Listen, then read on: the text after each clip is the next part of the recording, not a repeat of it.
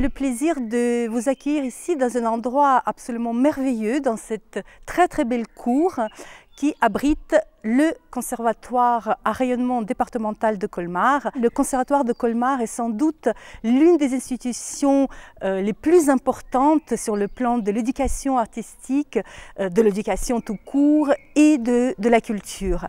Actuellement, le conservatoire de Colmar accueille plus de 1000 élèves et propose des formations très diverses. Dans l'établissement, on enseigne tous les instruments de l'orchestre symphonique, donc du violon jusqu'à la contrebasse, en passant par les bois, les cuivres, la percussion. Nous avons également un département de musique ancienne avec la flûte à bec, orgue, clavecin. Bien sûr, on a aussi les instruments polyphoniques comme le piano, la harpe. Et puis récemment, on s'est ouvert aux musiques actuelles. Donc on a la guitare électrique, guitare basse, batterie. Le conservatoire compte 12 chorales qui accueillent des enfants de 7 ans jusqu'aux adultes, parce qu'on a un chœur d'adultes, et dont le chœur le plus prestigieux est la maîtrise de garçons de Colmar, que dirige Arlette Seyer. Nous avons 3 orchestres symphoniques, pareil, un orchestre pour les petits du premier cycle jusqu'au grand orchestre des plus grands niveaux. Nous avons un ensemble de cuivre qui a un niveau remarquable aussi, un ensemble de flûtes traversières, un ensemble de clarinettes, un ensemble de jazz. Le point fort du conservatoire de Colmar, ce sont les pratiques collectives, c'est-à-dire les orchestres, les ensembles, les chorales, les groupes de musique de chambre, donc on a aussi une vingtaine de groupes de musique de chambre, parce que au-delà de l'apprentissage d'un instrument, il est essentiel pour nous que les enfants aient une pratique instrumentale au sein de différents groupes et même de grosses formations, et qui puissent au sein du conservatoire avoir une réelle vie musicale. Les enseignants, ils sont 54 autour de Eugène Méger, et les élèves du conservatoire sont totalement impliqués dans la vie musicale et culturelle à Colmar, et je pense que on peut même dire qu'on doit être fier de leur réussite, parce que le conservatoire propose pas moins de 150 manifestations, auditions, concerts, et ce sont des manifestations gratuites. Parce qu'il ne faut pas oublier que jouer d'un instrument, c'est la micro-gymnastique. On doit pouvoir réagir au dixième de seconde près, au dixième de ton près aussi pour être juste. Donc ça demande une écoute très précise, un geste d'une précision incroyable, autant au niveau géographique, sur le manche d'un violon par exemple, que dans le temps.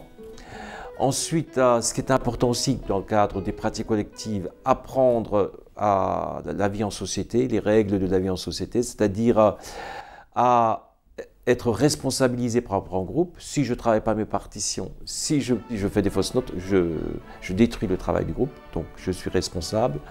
Mais en même temps, être valorisé par le groupe, parce qu'on a besoin dans un orchestre de chacun, depuis le triangle derrière jusqu'au premier violon solo, chacun est indispensable. Et ça, je crois que c'est quelque chose de très important aussi, que chacun trouve sa place dans le groupe. On peut commencer ses études au conservatoire à partir de l'âge de 5 ans, donc ça c'est pour des musicales.